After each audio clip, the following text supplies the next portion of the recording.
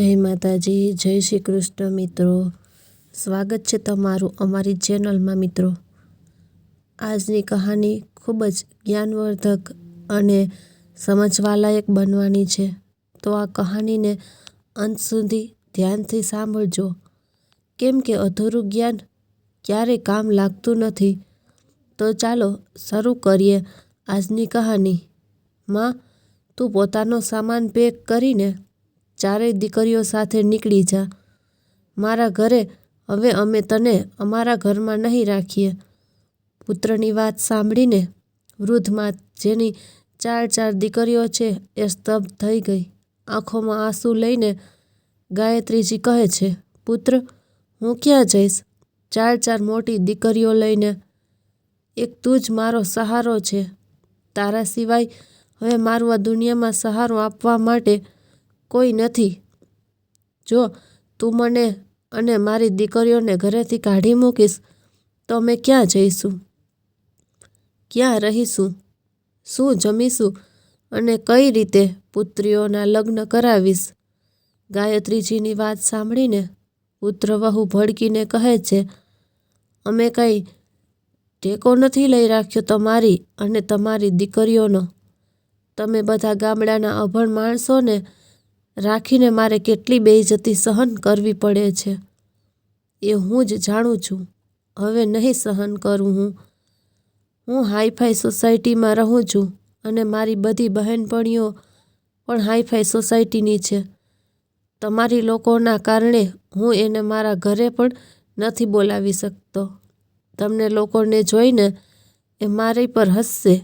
આટલા માટે નીકળી જાઉં મારા ઘરેથી.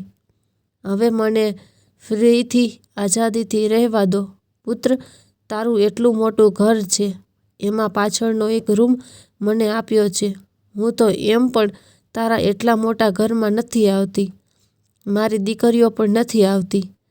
જેમ તમે લોકો કહો છો અમે એ રીતે જ રહીએ છીએ. તો પણ અમને ઘરેથી કાઢો છો. પિતાજીના ગયા પછી એક તું જ તો છો, પોતાની બહેનોનો સર્વ સહારો. અને ભૂલી ગયો કે શું પિતાજીના મૃત્યુ સમયે તે એને શું વચન આપ્યું હતું? કે તું પોતાની માનું ધ્યાન રાખીશ, બહેનોનું ભણતર પૂરું કરાવીશ અને એના લગ્ન પણ કરાવીશ. અને મને પણ એમ જ કહીને પોતાની ગામડાની જમીન વેચી દીધી હતી કે મને એને પોતાની બહેનોને શહેરમાં લઈ જઈશ અને સારી રીતે ભણાવીશ અને પછી એના લગ્નની પણ જવાબદારી નિભાવીશ. એ જ કારણેથી મેં તારા કહેવા પર ગામડાની જમીન અને ઘર બંને વેચી નાખ્યું કે ચાલો, એના પિતાજી પછી મોટા ભાઈ છે પોતાની બહેનોને સંભાળવા માટે. પરંતુ તું પોતાની બધી જવાબદારીથી છૂટવા માંગે છે. હવે તો અમે ગામડે પણ પાછા નહીં જઈ શકીએ. અમે ગામડે જઈશું તો પણ શું કરીશું? ના ઘર બચ્યું છે કે ના જમીન.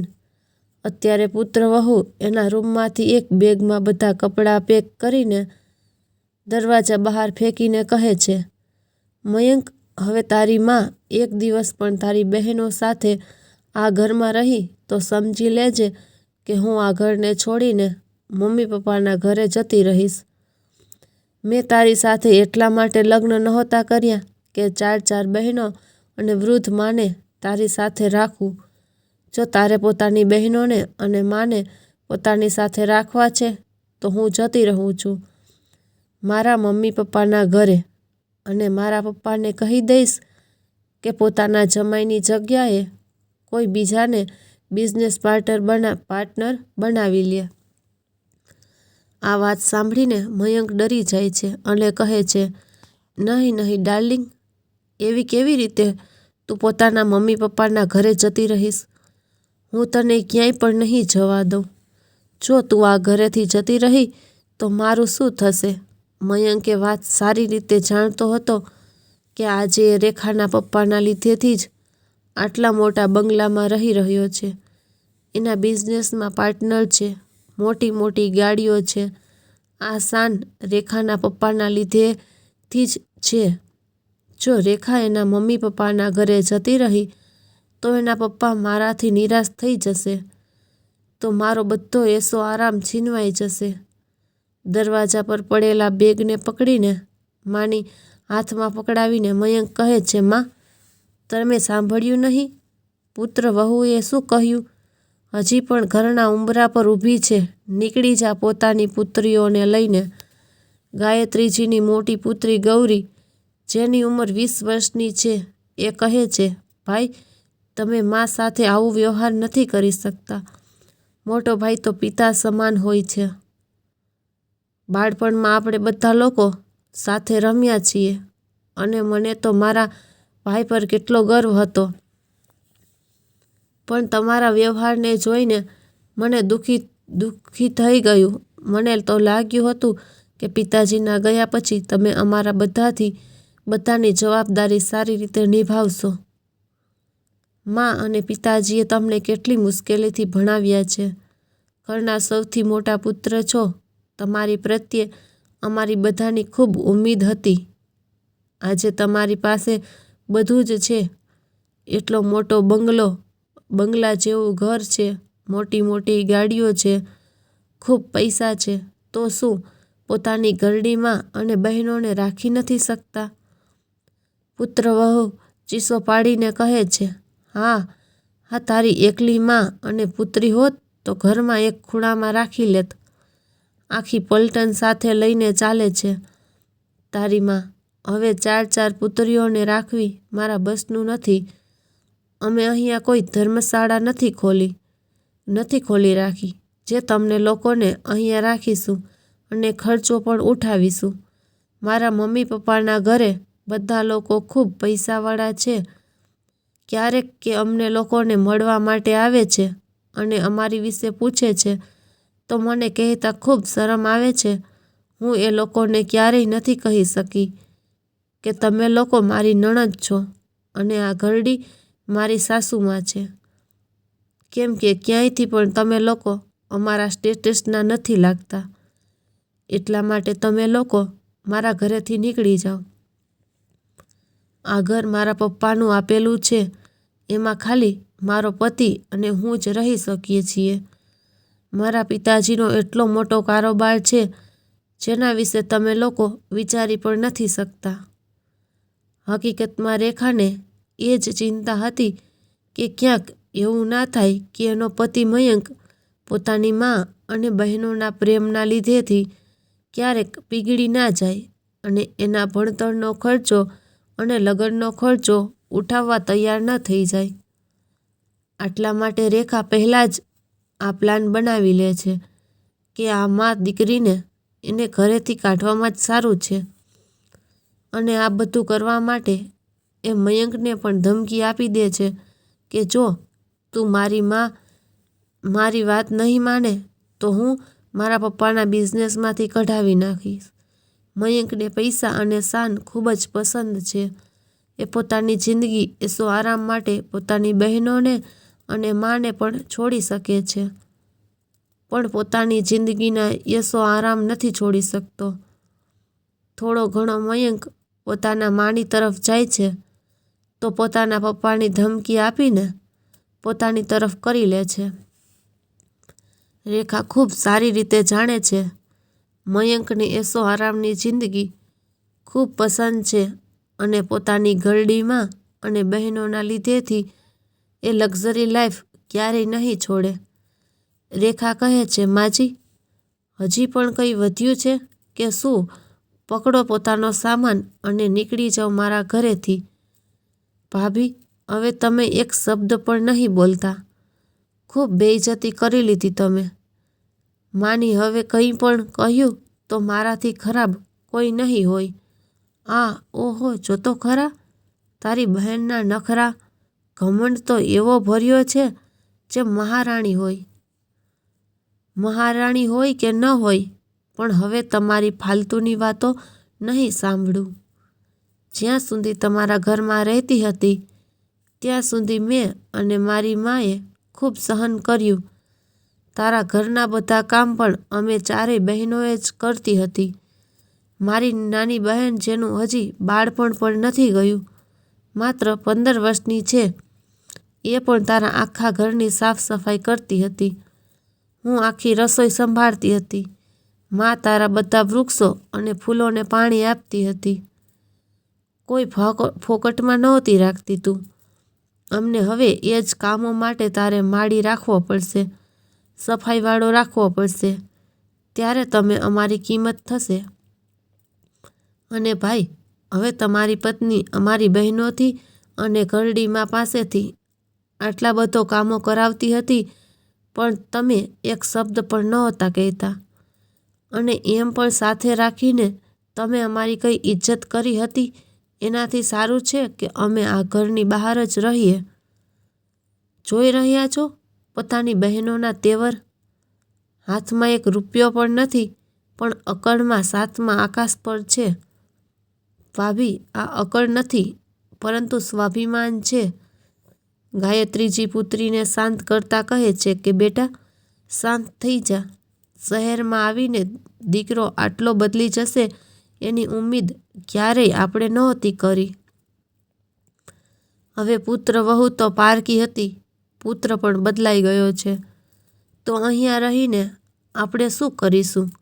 સારું બેટા, તારા ઘરેથી જઈએ છીએ. જતાં જતાં ગાયત્રીજી પુત્ર વહુને કહે છે કે પુત્ર વહુ, તને જે પૈસા અને શાનનો એટલો ઘમંડ છે, એક દિવસ જોજે મારી દીકરીઓ તારા આ ઘમંડ તોડશે અને એ પણ સફળતા પ્રાપ્ત કરશે, જેની તે ક્યારેય ઉમ્મીદ પણ નહીં કરી હોય. ગાયત્રીજીની વાત સાંભળીને પુત્ર વહુ હસવા લાગે છે અને કહે છે, હા હા, શું આવડે છે તમારી દીકરીઓને? કચરા પોતા કરજો કોઈના ઘરમાં જઈને, એ જ કરી શકે છે, બીજું તો એને કંઈ આવડતું નથી. કચરા પોતા કરીને, વાસણ સાફ કરીને પોતાનું ગુજરાન ચલાવશે. મારી બરાબરી કરવા આવી છે. પુત્ર વહુ હાથમાં સામાન પકડીને ગાયત્રીજી અને એની દીકરીઓને ઘરની બહાર ધક્કો મારી દે છે અને કહે છે, વળીને ક્યારેય મારી ઘરે ના આવતા. ગાયત્રીજી પુત્રની તરફ ખૂબ આસથી જોવે છે. પુત્ર પણ ચૂપચાપ માથું નીચું કરીને ઘરની અંદર જતો રહે છે.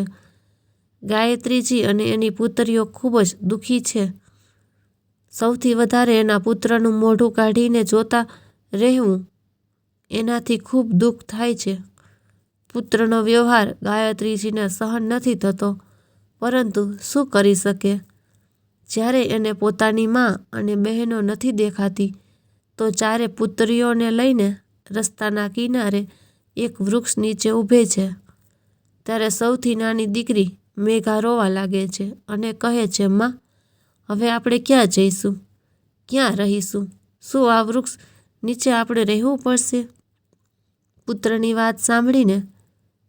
વાત સાંભળીને ગાયત્રીજી ચારે પુત્રીઓને ગળે લગાવી લે છે અને હિંમત આપતા કહે છે કે નહીં બેટા, એક દિવસ આપણું પોતાનું પણ ઘર હશે. આપણે પણ આપણા ઘરમાં શાંતિથી રહીશું. બધી સુખ સુવિધા હશે. આપણી પાસે કોઈ અછત નહીં હોય. બસ થોડા દિવસની તકલીફ છે, આપણે એને પાર કરવી પડશે. અને સુખ દુઃખ બધાની જિંદગીમાં ચાલતા રહે છે. અત્યારે આપણો સારો સમય નથી ચાલતો. ભગવાન પરીક્ષા લઈ રહ્યા છે. ત્યારે તો 6 મહિના પહેલાં તારા પિતાજી આપણને છોડીને જતા રહ્યા અને હવે તારા ભાઈએ પણ આપણને છોડી દીધા. પરંતુ આ સમય પણ વીતી જશે. એક દિવસ જોજો, આપણો પણ સમય આવશે. આવી રીતે ગાયત્રીજી પોતાની દીકરીઓને હિંમત આપે છે. ગાયત્રીજીની હિંમતના લીધેથી જ એક એની સૌથી મોટી દીકરીને પણ હિંમત આવી જાય છે. એ ખૂબ હિંમતવાળી છે. સાંજ થતાં બધાને ભૂખ લાગવા લાગે છે. માં, અહીંયા આજુબાજુમાં મને કંઈ નથી દેખાતું.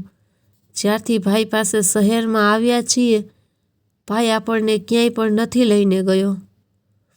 ક્યાંય પણ નથી લઈને આવ્યા. બાજુમાં જ કોઈ મંદિરના ઘંટનો અવાજ સંભળાય છે. ચાલો ત્યાં જ જઈએ. થઈ શકે કે ત્યાં આપણને કંઈ ખાવાનું મળી જાય. ગાયત્રીજી પોતાની દીકરીઓને લઈને મંદિર તરફ જાય છે. જોયું તો મંદિરમાં ભગવાનની દયાથી ભંડારો થઈ રહ્યો હતો. ગાયત્રીજી પુત્રીઓ સાથે ભંડારાનું ભોજન જમે છે અને ભગવાનનો ધન્યવાદ કરે છે કે આજે તો મને તમારી શ્રદ્ધા પર પૂરો વિશ્વાસ થઈ ગયો છે. તમે કોઈને પણ ભૂખ્યા નથી સૂવા દેતા. 1-2 દિવસ ગાયત્રીજી ત્યાં જ મંદિરમાં પ્રસાદ ખાઈને નીકળી જાય છે, પરંતુ પછી એ પોતાની દીકરીઓને કહે છે કે બેટા, આ રીતે ઝાઝા દિવસો સુધી નહીં રહી શકીએ. આપણે કંઈક તો કરવું પડશે. પોતાના માટે કંઈ કામ શોધવું પડશે. ત્યારે જ આપણે પૈસા કમાઈ શકીએ અને આપણા માટે એક સુખ ખરીદી શકીશું અને મહેનતથી 2 ટાઈમનું જમી શકીશું. પરંતુ માં, આપણા હાથમાં તો 1 રૂપિયો પણ નથી અને પૈસા વગર આપણે કંઈ કરી પણ નહીં શકીએ. પોતાના કાનોની નાના કુંડળ ઉતારીને ગૌરીના હાથમાં આપીને ગાયત્રીજી કહે છે કે બેટા, આપણે આ સોનાના કુંડળને વેચી નાખીએ. એમ તો મારું આ કુંડળને વેચવાનું મન નથી, કેમ કે તારા પિતાજીએ ખૂબ પ્રેમથી મને આપ્યા હતા. પરંતુ શું કરે, મારી દીકરીઓથી વધારે મારી આ કુંડળ નથી. પણ માં, તો આપણને ખબર પણ નથી કે આપણે આ કુંડળને ક્યાં વેચીશું. ત્યારે મંદિરના પગથિયાં ઉતરતા એને એક શેઠ શેઠાણી દેખાય છે. ગાયત્રીજી એને પાસે જાય છે અને હાથ જોડીને કહે છે, તમે મને ખૂબ જ ધનિક માણસ લાગો છો.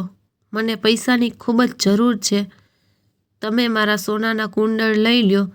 સાચા સોનાની છે. તમે ઈચ્છો તો ચેક પણ કરી શકો છો અને એના બદલામાં જેટલી પણ કિંમત તમને સારી લાગે મને આપી દો. મારે પૈસાની ખૂબ જ જરૂર છે. એ શેઠ શેઠાણી ખૂબ સારા દિલના હતા. તમે કુંડળ કેમ વેચી રહ્યા છો? બસ થોડી મજબૂરી છે સાહેબ. 4 દીકરીઓની જવાબદારી છે, આટલા માટે વેચવા પડે છે. આટલું કહીને ગાયત્રીજીની આંખોમાં આંસુ આવી ગયા. એણે કહ્યું કે ક્યાં છે તમારી દીકરીઓ? શેઠાણીજીના પૂછવા પર ગાયત્રીજીએ પગથિયા પર બેઠેલી પોતાની 4 પુત્રીઓ તરફ ઈશારો કર્યો. શેઠજી પૂછે છે, તમે આ પૈસાથી શું કરીશ? આનાથી તો થોડાક દિવસનો જ ખર્ચો ચાલશે. હું શાકનો થેલો ખરીદી લઈશ અને મારી દીકરીઓ સાથે શાક વેચીશ. આટલું કહીને ફરીવાર આંખોમાં આંસુ આવી ગયા. શેઠ શેઠાણી ગાયત્રીજીની મજબૂરી ને સારી રીતે સમજી રહ્યા હતા. બિચારી 4 દીકરીઓને લઈને ક્યાં જશે? એ કુંડળ ખરીદવા માટે તૈયાર થઈ જાય છે અને એના બદલામાં એને 25,000 રૂપિયા આપી દે છે. 2 દિવસ પછી શેઠ શેઠાણી ફરીવાર મંદિરે આવે છે તો જોવે છે કે ગાયત્રીજીએ મંદિરની બાજુમાં જ એક શાકનો થેલો લગાવ્યો છે, જેના પર બધું તાજું શાક પડેલું છે. પોતાની દીકરીઓ સાથે શાક વેચે છે. ગાયત્રીજીની ઈમાનદારીને જોઈને શેઠ શેઠાણી એની પાસે જાય છે. એને જોઈને જ ગાયત્રીજી કહે છે, અરે સાહેબ, કહો તમારે શું શાક જોઈતું છે? તમે અમારી પર આટલું અહેસાન કર્યું છે, અમે તમને એમ જ શાક આપી દેશું. નહીં, અમે શાક લેવા માટે નથી આવ્યા, પરંતુ તમને કંઈક કહેવા આવ્યા છીએ. જો તમને ખોટું ન લાગે તો પોતાની દીકરીઓ સાથે આવીને મારા ઘરમાં રહી શકો છો. કે શું હકીકતમાં અમે બંને પતિ પત્ની ખૂબ મોટા ઘરમાં એકલા રહીએ છીએ. અમારા કોઈ સંતાન નથી. લગ્નને પૂરા 50 વર્ષ થઈ ગયા છે. ખાલી ઘર કરડવા દોડે છે. ઘરમાં પૈસાની કોઈ અછત નથી, પરંતુ ઘરમાં કોઈ વાત કરવાવાળું નથી કે કોઈ પોતાનું. અમારે તમારી જરૂર છે અને હું પણ ઈચ્છું છું કે તમારા જેવા ઈમાનદાર લોકો આવીને અમારા ઘરમાં રહે. સાહેબ, હું કંઈ કામ કર્યા વગર તમારા ઘરમાં ફોકટમાં નથી રહી શકતી. જો તમારા ઘરમાં કોઈ કામ હોય અને તમે કામને બદલે મને પૈસા આપશો તો હું તમારા ઘરમાં રહીશ. જેને સાંભળીને શેઠ શેઠાણી ખૂબ ખુશ થઈ જાય છે કે સાચે જ ગાયત્રીજીની અને એની દીકરીઓ ઈમાનદાર અને સ્વાભિમાની છે. એને મફતમાં રહેવાનું અને જમવાનું મળતું હતું, પરંતુ તો પણ એણે સ્વીકાર ના કર્યું. મારું ઘર ખૂબ મોટું છે અને ખૂબ ઝાઝુ કામ પણ છે. મારો રસોઈયો કામ છોડીને જતો રહ્યો છે. મારી પત્નીને જમવાનું બનાવવામાં ખૂબ મુશ્કેલી થાય છે. જો તમને ખાવાનું બનાવવાનું અને સાફ સફાઈનું કામ આવડે છે તો અમારા ઘરમાં આવીને રહી શકો છો. ખૂબ વિચાર્યા પછી ગાયત્રીજી પોતાની દીકરીઓ સાથે વાતચીત કરે છે અને એને નિર્ણય લે છે કે આપણને કામ મળે છે અને રહેવા માટે છત પણ મળે છે. એટલે સારું છે કે આપણે શેઠના ઘરે જઈએ, કામ પણ કરતા રહીશું અને એના બદલામાં આપણને પૈસા પણ મળતા રહેશે. સારું શેઠજી, આજે તો નહીં પણ કાલથી તમારા ઘરે આવીશું. તમે કહી દેજો કે અમારે ક્યાં આવવાનું છે. સારું, અમે તમને કાલે ખુદ લેવા માટે આવી જાશું. તમે અમને અહીંયા જ મળજો. આટલું કહીને શેઠ શેઠાણી જતા રહે છે. ત્યારે મંદિરમાં ગાયત્રીજીના પુત્ર વહુ પણ આવે છે અને ગાયત્રીજીને પોતાની ચારેય પુત્રીઓ સાથે શાકનો થેલો લગાવતા જોવે છે. પહેલાં તો પુત્ર વહુ જોર જોરથી હસવા લાગે છે. પછી કહે છે, મેં કહ્યું હતું કે તમે મા દીકરીઓની આ જ ઓકાત છે. કાં તો કોઈના ઘરમાં કચરા પોતા કરશો કે વાસણ સાફ કરશો, પણ મને ઉમ્મીદ ન હતી કે તમારે રસ્તા પર શાક વેચવું પડશે. સારું થયું કે મેં તમને કોઈ બહેનપણી કે સોસાયટીવાળા સાથે મુલાકાત ના કરાવી, નહીં તો મેં એ લોકો શું વિચારત અને અમને આજ શહેર મળ્યું હતું શાક વેચવા માટે. કંઈક તો મારા વિશે વિચારી લીધું હોત. પુત્ર વહુ, જો આજે મારે શાકનો થેલો લગાવવો પડ્યો છે તો એની જિમ્મેદાર પણ તું જ છે, કેમ કે તમારા બંનેના કહ્યા પર જ મેં ગામડાનું ઘર અને જમીન વેચી હતી. પરંતુ શહેરમાં આવીને પુત્ર એટલો સ્વાર્થી નીકળશે એની ક્યારેય ઉમ્મીદ પણ નહોતી કરી. જો ગામડે મારું ઘર અને જમીન હોત તો અમે ત્યાં પાછા જતા રહેત, પરંતુ તમે બંનેએ અમને ક્યાંય ના છોડ્યા. અમારું ઘર છીનવી લીધું અને એના પછી ઘરેથી કાઢી મૂક્યા. પરંતુ એક દિવસ અમારો સમય જરૂર બદલાશે. જેટલો આજે તું મારી દીકરીઓ અને મારો મજાક ઉડાવે છે, એક દિવસ જોજે તારા બરાબરી પણ મારી દીકરીઓ ઊભી રહેશે, ઊભી રહીને બતાવશે. પુત્ર વહુ હસીને કહે છે, શું કામ મજાક કરો છો માજી? શાકનો થેલો લગાવીને તમારી દીકરીઓ મારી બરાબરી કરે છે. જાઓ ઘરડી, મારા ઘરની પાસેથી થેલો કાઢો. શાકની લારીમાંથી શાક લઈને મયંક ફેંકી દે છે. ગૌરી, મેઘા, શુભા શાક ફેંકવાની ના પાડે છે, પરંતુ શાક ફેંકીને પુત્ર અને પુત્ર વહુ કારમાં બેસીને જતા રહે છે. આજે ગાયત્રીજી અને એની દીકરીઓની આંખોમાં આંસુ ન હતા, પરંતુ એ બધાના દિલમાં એક એવી તમન્ના જાગી કે બસ હવે કોઈ પણ રીતે મોટા માણસ બનીને બતાવવું છે, ખૂબ પૈસા કમાવવા છે અને ભાઈ ભાભીને બતાવવું છે કે પૈસા કમાવવા એટલું મુશ્કેલ કામ પણ નથી. ભલે દિવસ રાત મહેનત કરવી પડે, અમે ચારેય બહેનો મહેનત કરીશું, પણ પોતાની માનું માથું ક્યારેય નહીં ઝૂકવા દઈએ. મિત્રો, વાર્તા આગળ વધારીએ એ પહેલાં ચેનલને સબસ્ક્રાઈબ કરી વિડીયોને લાઈક જરૂરથી કરજો. માં, તું ચિંતા ના કર. સવારે મંદિર પાસે ગાયત્રીજી પોતાની દીકરીઓ પાસે બેઠી જ હતી કે શેઠ શેઠાણી કાર લઈને લેવા માટે આવી ગયા અને ભગવાનના દર્શન કર્યા પછી એ બધાને પોતાના ઘરે લઈ ગયા. સાચે શેઠજીનું ઘર ખૂબ મોટું હતું, પરંતુ એ ઘરમાં રહેવાવાળા ખાલી 2 જ સદસ્યો હતા. ઘરની બાજુમાં એક પોર્શન બનેલો હતો જે એના ઘરના રસોઈયાનો હતો.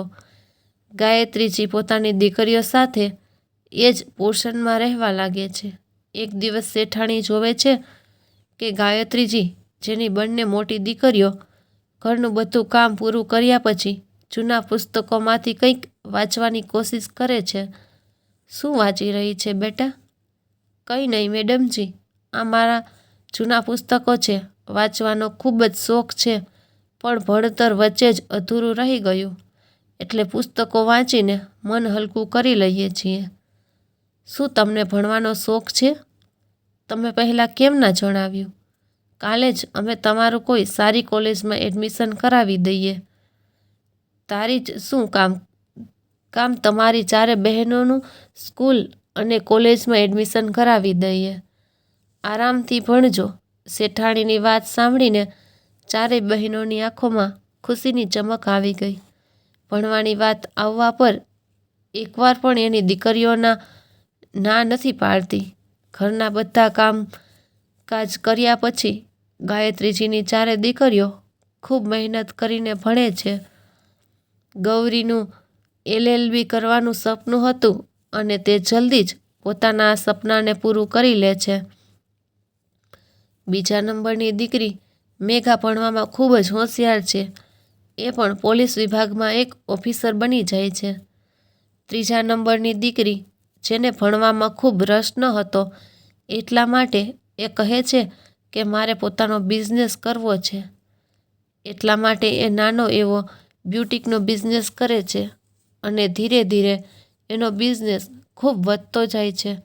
ખૂબ ફાયદો થાય છે અને નાની દીકરી UPSCની તૈયારી કરે છે. આ રીતે પૂરા 6 વર્ષ વીતી ગયા. બીજી બાજુ આ 6 વર્ષમાં મયંક અને રેખાની જિંદગીમાં ઘણું બધું બદલાઈ ગયું. રેખાના પિતાજી, જેના બિઝનેસમાં મયંક પાર્ટનર હતો, એની હાર્ટ એટેકના લીધે મૃત્યુ થઈ ગયું. બધો બિઝનેસનો ભાર મયંકના ખભા પર આવી ગયો. મયંક બિઝનેસમાં પાર્ટનર જરૂર હતો, પણ એને બિઝનેસ ચલાવવાની રીત નહોતી આવડતી અને ના એણે ક્યારેય એને શીખવાની કોશિશ કરી. ખાલી કહેવા ખાતર એ પોતાના પત્નીના પોતાનો બિઝનેસમાં સાથ આપતો રહ્યો. ધીરે ધીરે બિઝનેસમાં ઘાટો આવતો રહ્યો અને એક દિવસ એવો આવ્યો કે એનો બધો બિઝનેસ વહેંચવા પર આવી ગયો. આજે એ જ દિવસ છે. આખા શહેરમાં ચર્ચા છે કે રાય સાહેબના બિઝનેસની બોલી લગાવવાની છે. કરોડો રૂપિયાની બોલી લાગશે. બોલી લાગવાનો એક નિશ્ચિત સમય નક્કી કર્યો. શહેરનો એક ખૂબ મોટો હોલ છે, જ્યાં મયંક અને રેખા બેઠા છે. પિતાજીના બિઝનેસને ડૂબતા અને વેચતા જોઈ રેખાને જરા પણ નથી ગમતું, પરંતુ શું કરે? એ લોકો પાસે બિઝનેસને બચાવવા માટે એટલા પૈસા નથી કે એને ફરીવાર ઊભો કરી શકે. જો વહેંચાશે નહીં તો વધારે બરબાદ થઈ જશે.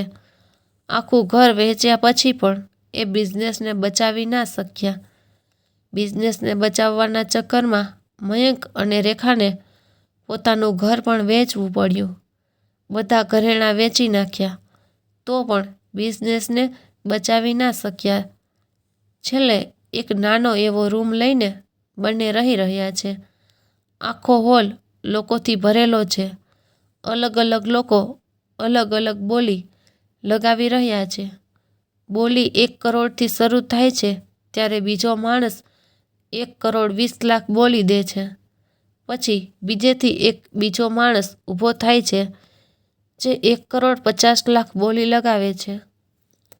1,50,00,000માં વાત પૂરી નથી થવા આવે છે, ત્યારે પાછળ બેઠેલી એક છોકરીનો અવાજ સંભળાય છે, જે 2 કરોડની બોલી લગાવે છે.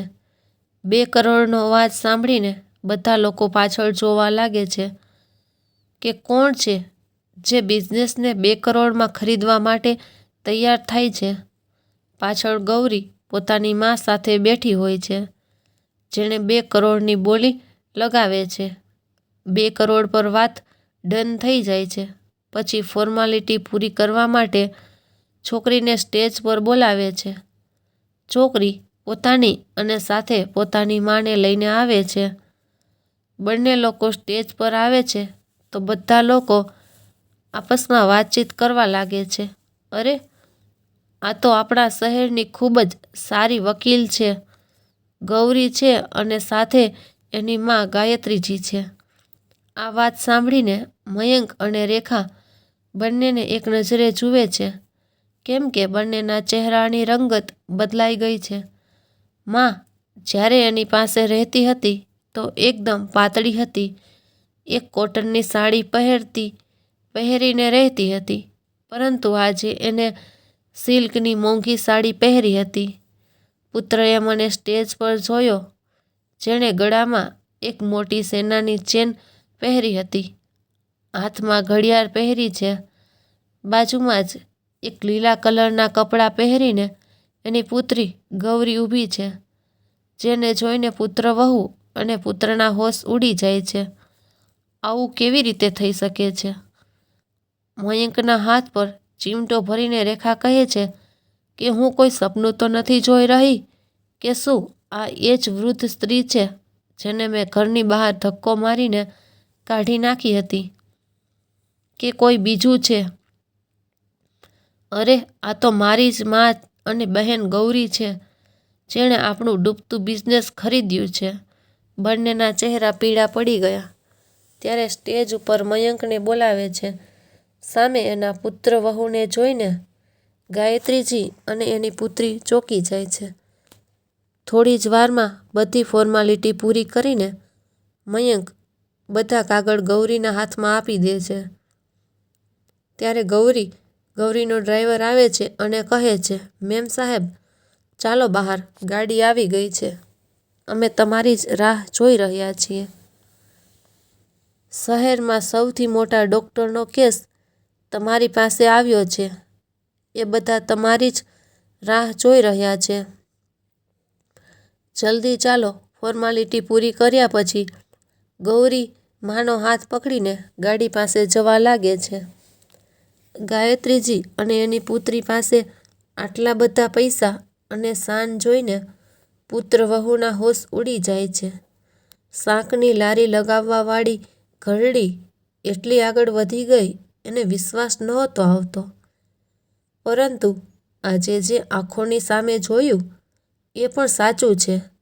ત્યારે પુત્ર-વહુ કહે છે, હવે તું ઊભો મારું મોઢું કેમ જોવે છે? તારી માં અને બહેન પાસે એટલા બધા પૈસા છે.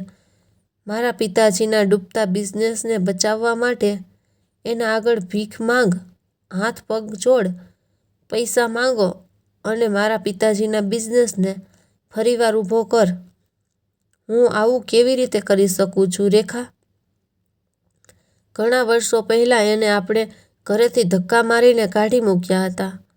હવે ક્યાં મોઢે એની પાસે જઈશ? કેમ આજે તારી માં પાસે એટલા પૈસા છે તો શું પુત્રની મદદ નહીં કરે? તું એનો પુત્ર છો. જ્યારે એ એના રોતા ભીખ માંગતા જોશે તો તારી મદદ જરૂર કરશે. એનું દિલ પીગળી જશે. ભાગ્યે પુત્ર અને પુત્ર-વહુ એની પાસે આવે છે અને કહે છે, માં, મને માફ કરી દ્યો. મેં તમારી સાથે સારું વર્તન નહોતું કર્યું. ખોટા આંસુ પાડતા રેખા પણ કહે છે, હા માં, માફ કરી દ્યો. પોતાના દીકરાને જુઓ કેટલો તકલીફમાં છે.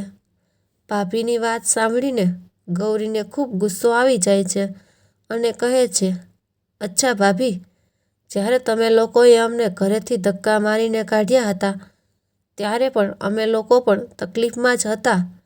તમે લોકોએ અમારી મદદ નહોતી કરી તો આજે અમારી પાસે તમારે મદદની ઉમ્મીદ કેવી રીતે કરી શકો છો? અને ભાભી, તમને તો પોતાના પૈસાનો ખૂબ ઘમંડ હતો.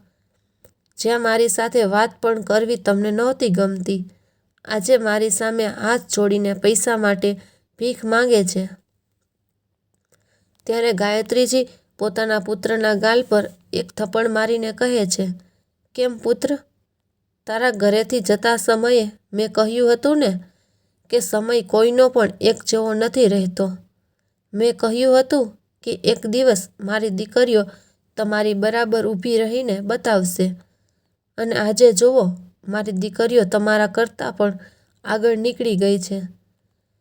તમને પોતાના પૈસાનો અને સ્ટેટસનો ખૂબ ઘમંડ હતો. જો આખા શહેરમાં મારી દીકરીઓની ચર્ચા છે. બધા લોકો ગર્વ સાથે એ કહે છે કે જુઓ, ગાયત્રીજીની 4 દીકરીઓ છે. મોટી પુત્રી શહેરની સૌથી મોટી વકીલ છે. બીજા નંબરની દીકરી પોલીસ ઓફિસર છે. અને ત્રીજા નંબરની દીકરી મેઘાનો શહેરમાં સૌથી મોટો કપડાનો બિઝનેસ છે. અને ચોથા નંબરની દીકરીના આજે જ યુપીએસસી રિઝલ્ટ આવ્યું છે. પાસ થઈ ગઈ. હવે એ પણ પોલીસ ઓફિસર બની જશે. જ્યારે લોકો મારા વિશે આ રીતની વાતો કરે છે તો ગર્વથી મારી છાતી ફૂલી ઉઠે છે. મારી દીકરીઓ મારી શાન છે. આ સાંભળીને રેખા ગુસ્સે થઈ જાય છે. મનમાં વિચારે છે, હું તો સમજતી હતી એની એક દીકરી વકીલ બની છે, બીજી બધી એમ જ હશે. પરંતુ એની 4 દીકરીઓ ભણી ગણીને ઓફિસર બની ગઈ છે. ઈર્ષાને મારે રેખાને ખૂબ ગુસ્સો થાય છે. મયંક કહે છે, માં, એ 4 દીકરી તમારી દીકરી છે તો હું પણ તમારો દીકરો છું. આજે તમારા દીકરાને તમારી જરૂરત છે તો શું મદદ નહીં કરો? કેવી મદદ? કઈ મદદ? તારા જેવા પુત્ર હોવા કરતાં તો સારું મારે એક વધારે દીકરી હોત તો ભલું હોત. મારે નથી જોઈતો તારી જેવો સ્વાર્થી અને લાલચી પુત્ર, જેને પૈસા આગળ કંઈ દેખાતું જ નથી. પોતાની માં અને બહેનો પણ નથી દેખાણી. ખાલી પોતાના પત્નીના કહ્યા પર ચાલે છે. તે ક્યારેય પોતાના પુત્ર હોવાની ફરજ નથી નિભાવી અને મને ફરજનું જ્ઞાન આપે છે.